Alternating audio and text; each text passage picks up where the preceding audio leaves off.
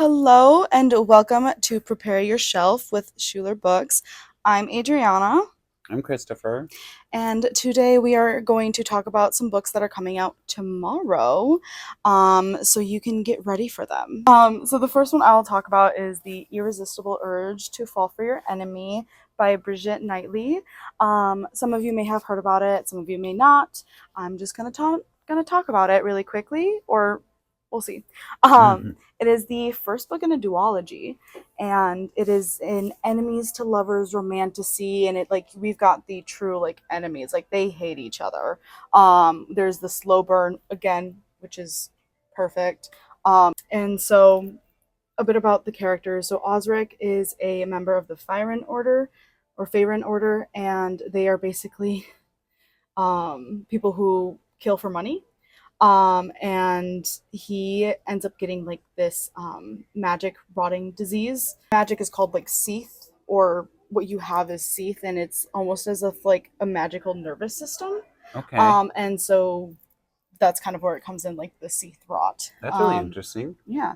And then Ariane is a member of the Healing Order, so she heals people, right?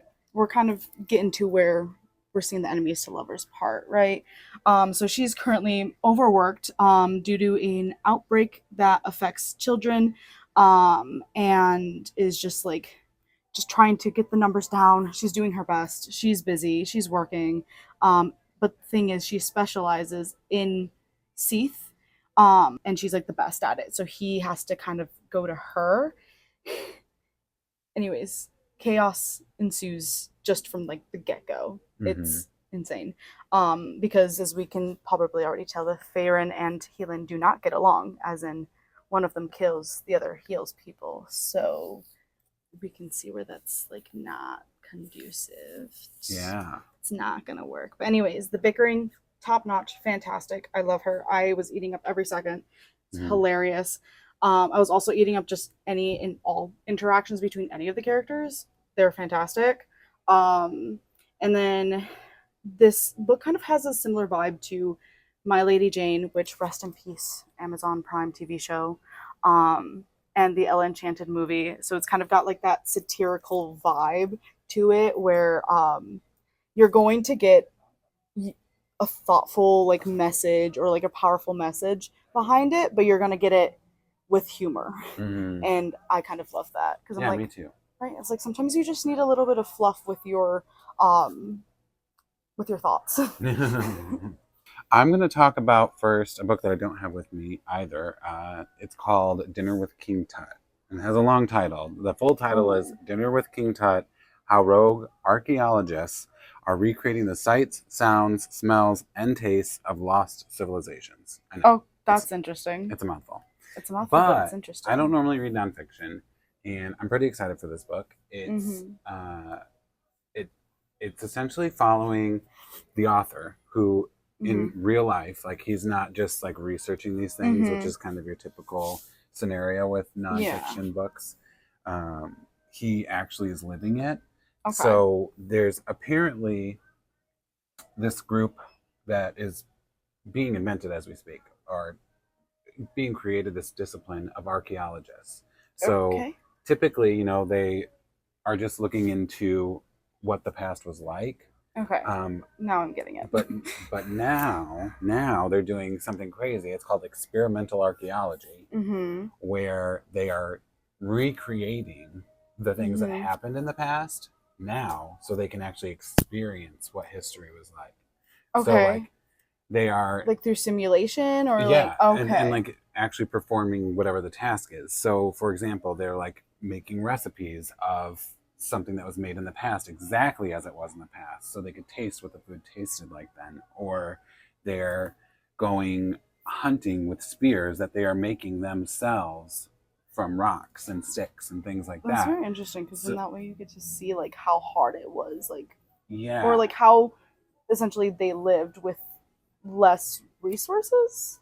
Yeah, for sure. And I think it's like really interesting to like, one, just to consider history in that Mm-hmm. aspect, because you don't typically do that. We're Mm-hmm. usually watching like a documentary or reading a Mm-hmm. book, so all of those senses aren't really considered. And I guess this is technically reading a book, Mm-hmm.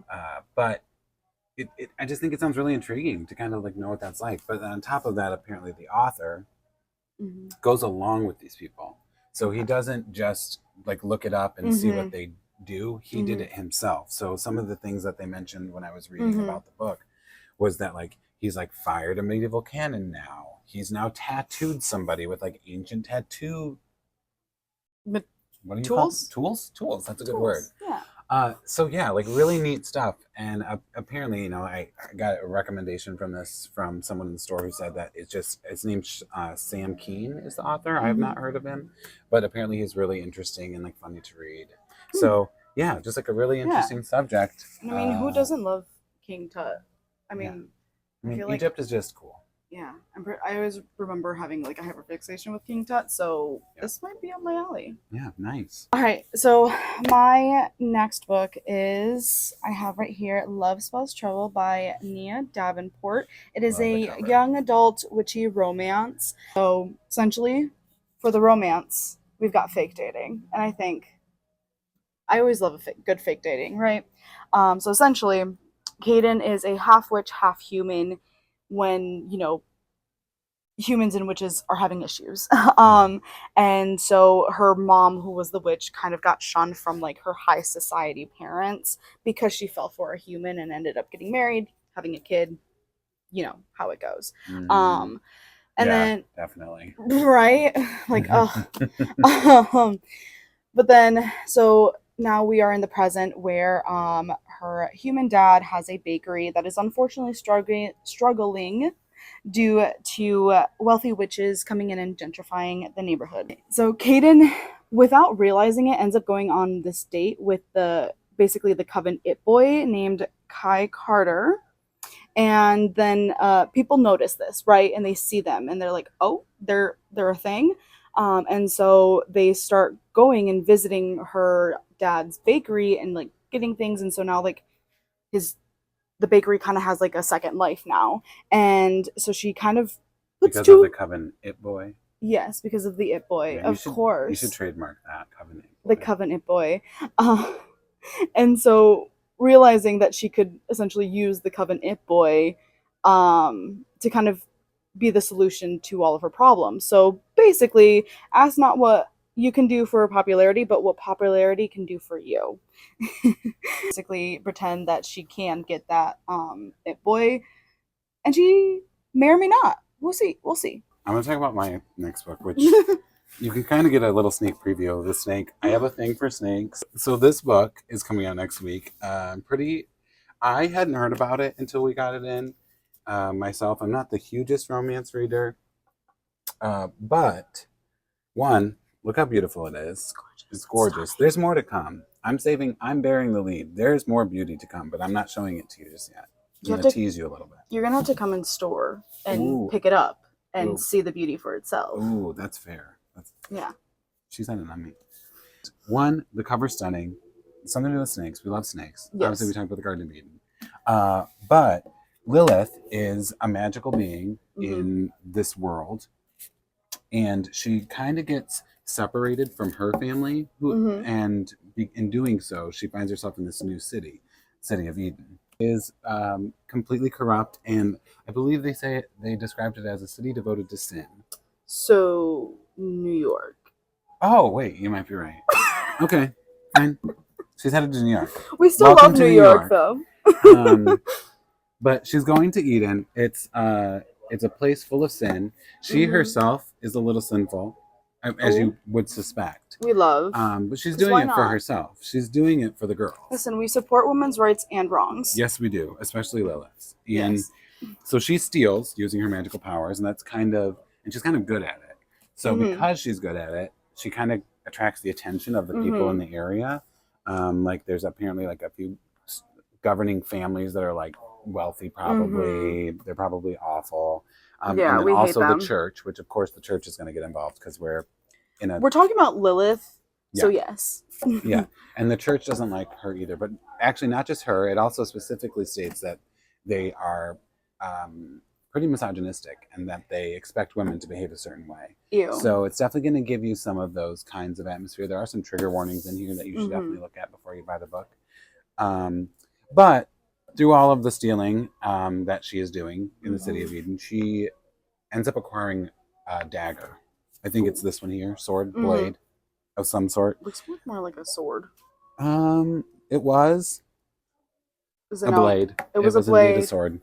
So she finds a sword, Mhm. and she's like, "Well, this thing is cool," and she tries to sell it because she needs Mhm. money. Yes. And the person who she normally goes to, she tries to sell the blade to, dies while he's looking at it. So Blady, not so goody. Womp womp. Too bad. So she kind of freaks out, and she's like, "What do I do?" And then she finds a hottie. We Who would have love. guessed?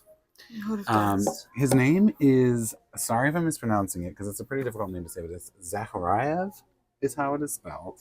Mhm. Um, Mhm. sounds like a cool name. Right. He has lots of tattoos. We love.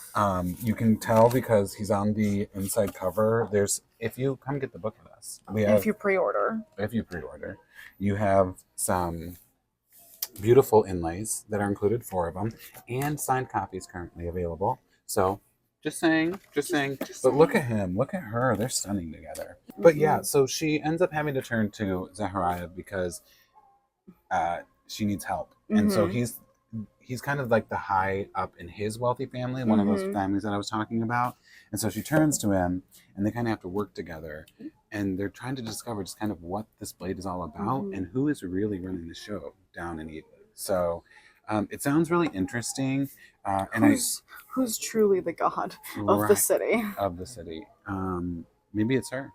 Hopefully, it's her. It should be her. You know what? Yes. But I was already kind of into it, like just reading it and Mhm. learning about it. I was like, I kind of want to read this. But then Mhm. I read the dedication, and it has to be mentioned to the women who are told they must submit to the dominance of man.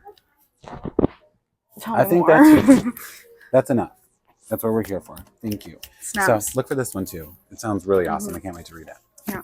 I did want to do like a little honorable mention for this little cutie right here. And I want to tap too because I also think it sounds really cute. Right, look at it. It is an intermediate readers, so like if you've in that realm of like Percy Jackson type age, but I've read Percy Jackson like a bunch of times, even as an adult, so I think anybody could get into this.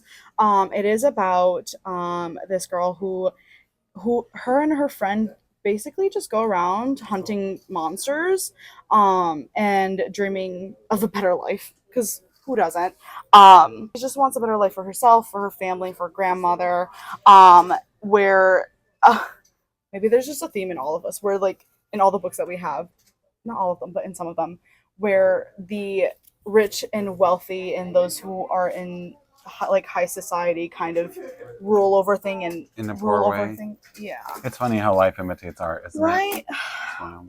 Wild how you can see the parallels, right?